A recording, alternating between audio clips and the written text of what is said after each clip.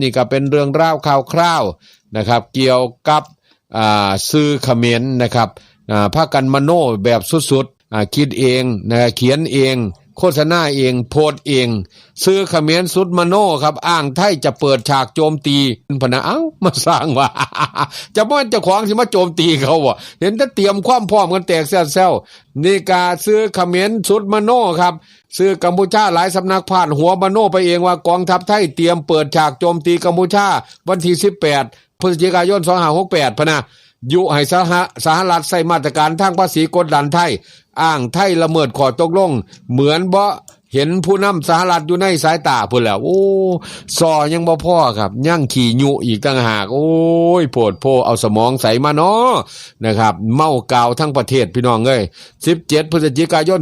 2568ครับสื่อกัมพูชาหลายสำนักอาทิเฟซนิวผมเอิ้นเฟกนิวนะครับ เฟซนิวเอเชียแล้วก็คาเม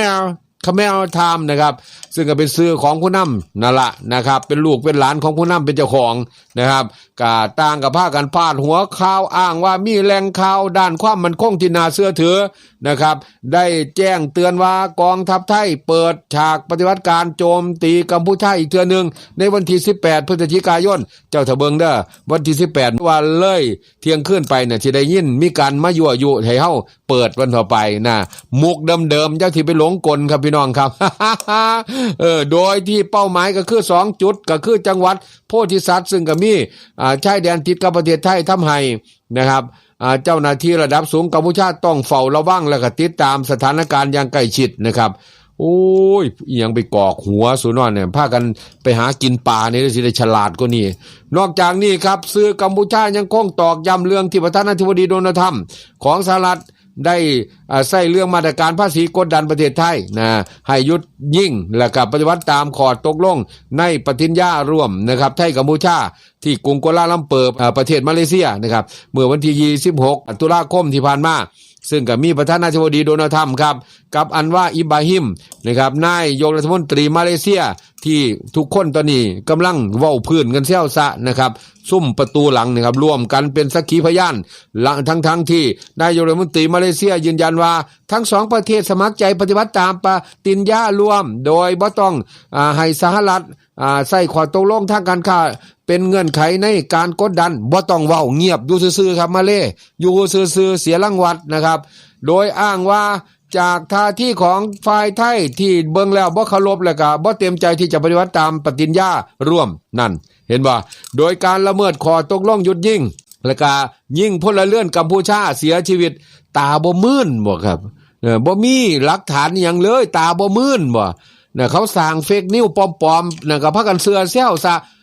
โง่ปานนั้นที่คือมาเลก็ได้นะเหมือนบ่เคยเห็นผู้นำสหรัฐอยู่ในสายตาโดนัลด์ทรัมป์แล้วก็สิโง่ปานนั้นบ่เป็นประธานาธิบดีสหรัฐปานนั้นแม่หากนะครับแล้วก็รวมทั้งท่าที่ช่วงหลัง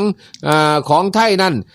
พยายามจะกระชับความสัมพันธ์กับจีนซึ่งก็ทำให้ภาพลักษณ์ของไทยดูบ่น่าไว้วางใจในสายตาผู้นำสหรัฐกับจีนนะครับซ้ำว่าเป็นประเทศพ่อประเทศแม่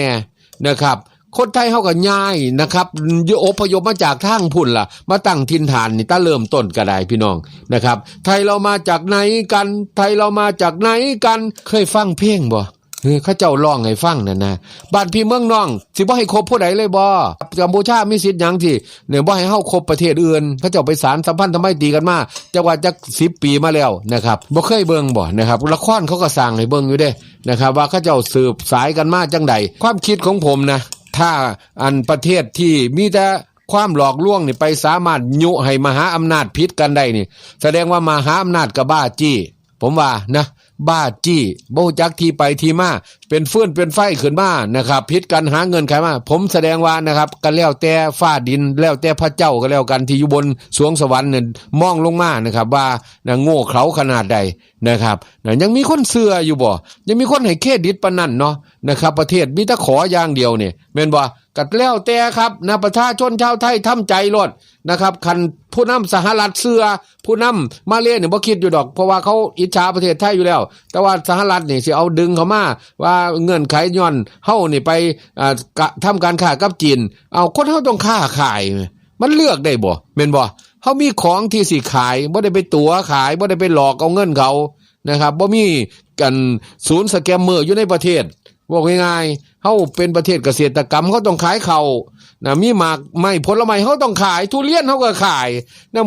มูโตอยากสิเป็นคือจังประเทศไทยก็พากันไปปลูกทุเรียนติแม่นบ่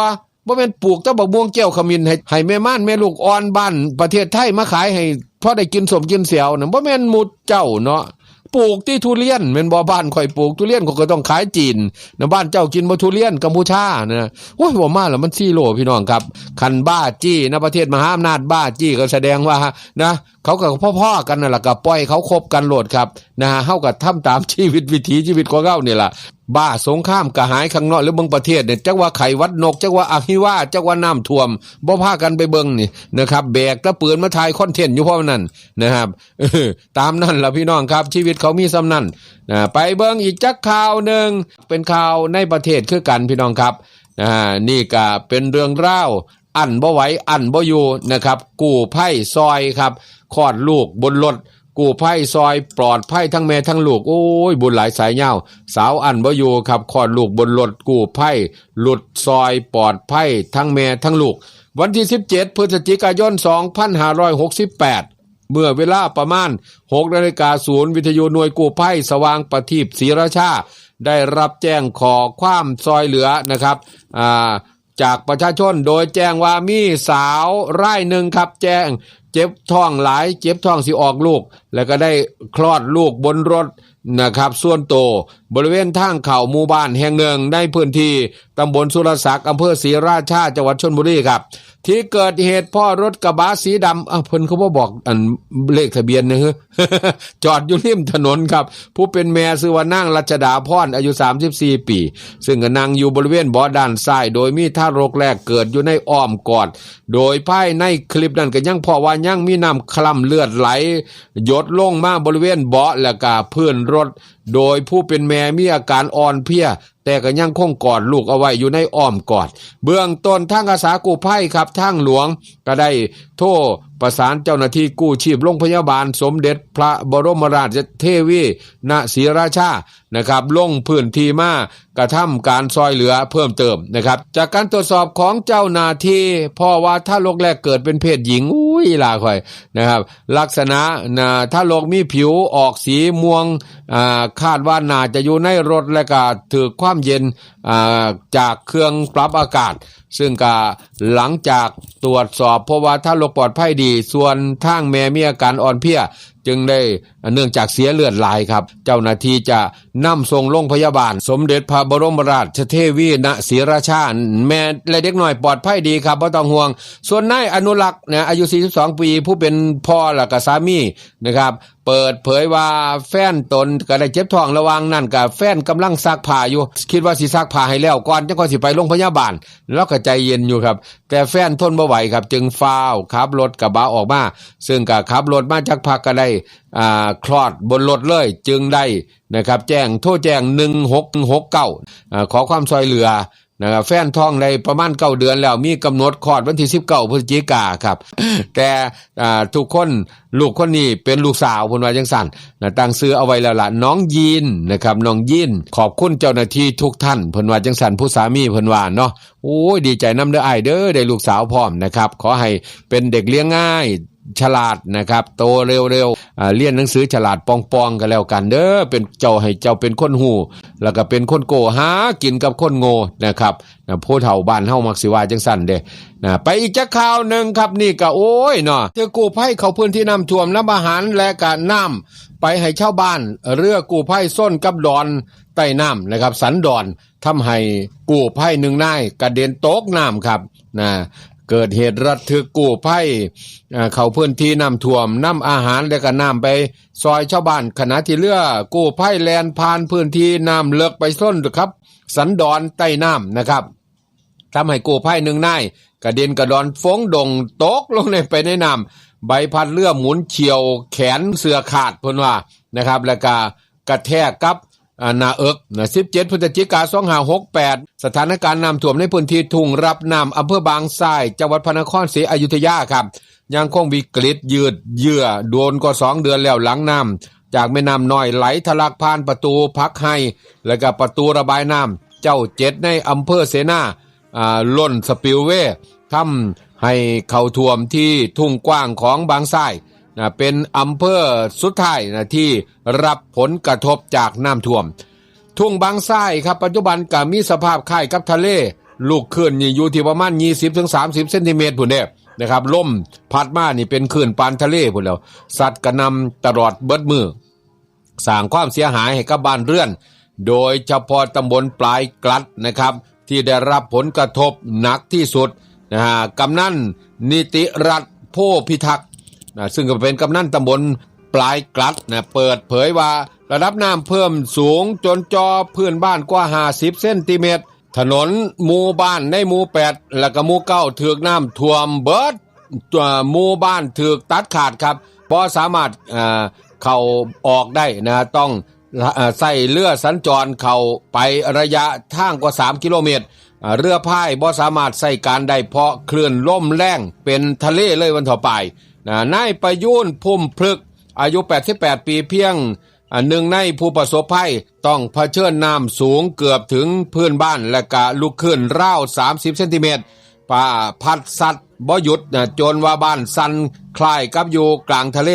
ยิ่งในตอนเช้าและก็ตอนแล้งนะครับแทบอยู่บ่ได้เลยเพราะว่าลมแรงคลื่นแรงเพิ่นว่าจังซั่นนะครับด้านความซอยเหลือชัดตลาดไทยและก็หัวหน้าทีมกู้ภัย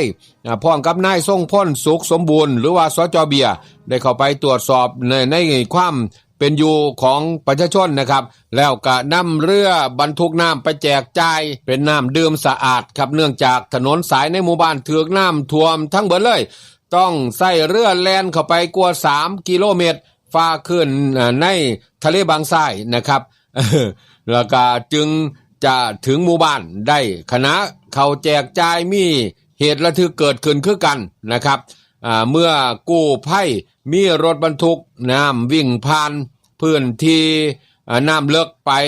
ชนกับสันดอนใต้น้ำทำให้นายบีมอาสาสมัครกู้ภัยอยุธยาร่วมใจจุดบางบานที่นั่งอยู่หัวเรือกระเด็นกระดอนตกน้ำทันที่ใบพัดเรือหมุนเฉียวชนจนว่าเสื้อขาดและก็กระแทกที่หน้าเอิกนะครับโชคดีที่บ่ถูกคมใบพัดฟันร่างวันต่อไปโอ้โชคดีหลีพี่น้องครับใบเรือเฉียวชนเลยวันต่อไปมีเพียงแรงกระแทกและก็สำลักน้ำเนื่องจากใส่เสื้อชูชีพทำให้ลอยคออยู่ในน้ำได้ทีมกู้ภัยกับฟ้าวเขาการให้การช่วยเหลืออย่างเร่งด่วนนำตัวส่งโรงพยาบาลบางทรายล่าสุดอาการปลอดภัยแล้วครับโอ้บุญหลายสายยาวนี่แหละทำความดีพี่น้องครับบุญคุ้มครองนะครับปลอดภัยชาวบ้านในพื้นที่ยังคงกังวลว่าสถานการณ์น้ำและจะรุนแรงขึ้นนะครับหากยังมีน้ำระบายจากประตูน้ำพักให้และก็ประตูน้ำเจ้าเจ็ดพร้อมกับเร่งขอให้หน่วยงานที่เกี่ยวข้องนะครับแก้ไขปัญหาเพื่อบรรเทาความเดือดร้อนที่กินเวลาโดนกว่า3 เดือนครับในพื้นที่ทุ่งบางทรายซึ่งเป็นทุ่งรับน้ำปลายสุดของอยุธยาและก็ไหลลงคลองพระยาบรรลือออกน้ำแม่น้ำท่าจีนแล้วก็ออกไปตามคลองเจ้าเจ็ดบางยี่หนไปพุละท่วมสุพรรณบุรีอีกสาวหนึ่งพุละไปเป็นทอดกันไปพี่น้องเห็นบ่น้ำบ่ท่วมกรุงเทพก็จริงเด้นะครับแต่ว่าคนรับน้ำแทนต้องเบิ่งดูแลทุกสุขเด้อนะครับผู้ที่น้ำบ่ท่วมก็ได้ไปจักข่าวนึงครับโต้กลับทุกกรณีหนุ่มติด HIV มั่วแลกยานะครับนี่กะจากกรณีผู้สื่อข่าวได้รับการร้องเรียนจากเพจอาร์ตพดุงเกียรตินะครับว่านายเอนามสมมุติได้เข้ามาร้องเรียนกับทางเพจว่ามีกลุ่มเกย์ LGBTQ+ นะครับพื้นที่อำเภอหนองแค่ที่ติดเชื้อ HIV กำลังแพร่ระบาดไปทั่วโดยบ่มีการป้องกันเพื่อแลกกับยาเสพติดหลังจากน้องชายของนายเอถูกแฟนหนุ่ม LGBTQ ซึ่งก็ติดเชื้อ HIV แต่ก็บ่ยอมบอกกลับมาแพร่เชื้อใส่ซ้ำก็ยังบอกว่ากูติดมึงก็ติดกูนะครับคือว่าจังสั่นทุกมื้อนี้ครับน้องชายของผู้เสียหายนั่นยังคงต้องกินยาต้านอยู่จนทำให้ต้องเลิกล่ากันและก็ยังถูกโทรมาข่มขู่อยู่ตลอดเวลาล่าสุด17 พฤศจิกายน 2568นายโจอายุ29 ปีหนุ่ม LGBTQ+ นะครับผู้ถูกก กล่าวอ้างว่าไปมั่วแบบบ่เลือกนะเพื่อแลกกับยาไอและก็แพร่กระจายเชื้อ HIV โดยที่บ่มีการป้องกันได้ติดต่อกับผู้สื่อข่าวมาชี้แจงข้อเท็จจริงโดยนายโจบอกว่าพร้อมที่จะเปิดเผยเปิดหน้าสู่ทุกอย่างที่ถือกล่าวอ้างและก็ยอมรับว่าตนเองติดเชื้อ HIV จริงมาตั้งแต่ปี 2564 ทุกมื้อนี้ก็ยังกินยาต้านอยู่เพิ่นว่าส่วนเรื่องยาเสพติดนั้นตนเองเลิกยุ่งมาได้ประมาณ1ปีแล้วเด้ส่วนนายเอนามสมมุติผู้ที่เขาร้องเรียนกับผู้สื่อข่าวก่อนหน้านี้นั้นเป็นตัวของผู้ร้องเองว่าแม่นเป็นน้องของผู้ร้องครับแล้วก็เล่าต่ออีกว่าตนเองคบกับผู้ร้องมาเมื่อเดือนธันวาคมปี67จากนั้นก็ได้เลิกรากันไปเมื่อเดือนกันยายนที่ผ่านมาส่วนสาเหตุที่เลิกกันกับเขาเนื่องมาจากว่านายเอมีพฤติกรรมเกี่ยวข้องกับยาเสพติดและเข้าไปเกี่ยวข้องกับการจำหน่ายด้วยนะครับซึ่งตนเองก็ได้บอกกับนายเอแล้วตั้งแต่คบกันมาว่าให้เลิกเกี่ยวข้องกับสิ่งเหล่านี้เนื่องจากว่าตนเองเคยผ่านมาแล้วกับสิ่งนี้ซึ่งก็ตอนคบกับนายเอนั่นกับพร้อมที่จะเลิกทุกอย่างไปด้วยกันแต่นายเอก็บ่ยอมเลิกครับและก็เมื่อเสพก็จะเกิดอาการหลอนนะครับส่วนเข็มยานั่นที่เอามาโชว์นะครับตนเองเบิ่งภาพก็เบิ่งว่าจะเป็นภาพถ่ายที่บ้านของเขานั่นละกันน่าจะเป็นของเขาและจะมาแอบอ้างว่าตนเองเป็นคนทำให้จังใดนะครับจึงอยากจะขอความเป็นธรรมจังหน่อยหนึ่งนะครับให้กับเจ้าของโดยนายเอนามสมมุติพยายามจะติดต่อกับตนเองมาโดยตลอดแต่ตนเองก็บ่คิดที่จะกลับไปยุ่งเกี่ยวนํและที่บอกว่าติดเชื้อ HIV มาจากตนนั้นก็บ่เป็นความจริงเนื่องจากตนเองทราบมาจากแฟนเก่าของนายเอว่านายเอติดเชื้อ HIV มาก่อนที่จะคบกับตนเองแล้วเพิ่นว่าล่ะ และก็บ่เคยกินยาต้านหรือว่าควบคุมตัวเองส่วนคำเว้าที่ว่ากูติดมึงก็ติดกับกูตนเองคิดว่าตนเองมีความรับผิดชอบชั่วดีได้กว่าอีหยังควรบ่ควรเพิ่นว่าตนเองก็บ่ทำแบบนี้แน่ๆและก็เมื่อถามว่าตนเองปิดบังหรือบ่ที่ติดเชื้อ HIV ตนเองก็บ่ได้ปิดบังตั้งแต่แรกตนเองก็กินยาต้านมาตลอดเพิ่นว่าซึ่งก็หลังจากนี้ก็มีการนำเสนอข่าวไปนั่นตนเองก็ได้รับความเสียหายเนื่องจากว่าทางนายเอมีพฤติกรรมมาก่อนหน้านี้แล้วที่เขาโพสต์ประจานเพื่อที่จะทำให้ตนเองเสียหายทำให้ตนทราบเลยว่าเกิดจากอีหยังก็เกิดจากสาเหตุจูงใจอีหยังที่ทำให้เกิดเพิ่นว่าในด้านส่วนเรื่องภาพถ่ายที่มีการถ่ายภาพที่ล่อแหลมตนเองยอมรับว่าเป็นภาพที่สมัยที่ตนเองเรียนมหาวิทยาลัยแล้วก็มีความคึกขนองและแต่ถ่ายเอาไว้แล้วก็เขาก็ไปโค้ดคุยกันขึ้นมาแล้วเอามาโพสต์ประจานเพื่อที่จะให้เป็นประเด็นซึ่งก็บ่มีภาพที่ตนเองไปทำอีหยังกับผู้ใดบ่งใดมันเป็นภาพส่วนตัวตนเองส่วนในมื้อนี้ที่ตนเองเข้ามาชี้แจงนั่นก็กับสื่อนั้นเนื่องจากตนเองต้องการดำเนินคดีกับนายเอนี่ล่ะที่เขาทำเอาไว้กับตนเองซึ่งตนก็ได้ดำเนินการมาตั้งแต่ยังบ่เป็นข่าวแล้วเคยไปร้องศูนย์ดำรงธรรมร้องผู้ใหญ่บ้านก็ให้เขาซอยเหลือในเรื่องที่เขาเอาตนเองไปโพสต์ประจานต่างๆหลายเทื่อก็ยังบ่ได้ผลและก็เมื่อเป็นข่าวขึ้นมาตนเองก็อยากที่จะได้รับความเป็นธรรมให้กับตนเองก็จะเอาเรื่องให้ถึงที่สุดครับเนื่องจากว่าตนเองก็ได้รับความเสียหายหลายคือกันวันต่อไปและก็พร้อมที่จะให้ข้อมูลกับทางเจ้าหน้าที่ที่เกี่ยวข้องพยายามติดต่อทางเจ้าหน้าที่ตำรวจนะครับมาแล้วก็หลายรอบแล้วเพิ่นว่าจังสั่นนะครับเรื่องเล่าค่อยเว้าค่อยจ้านะครับ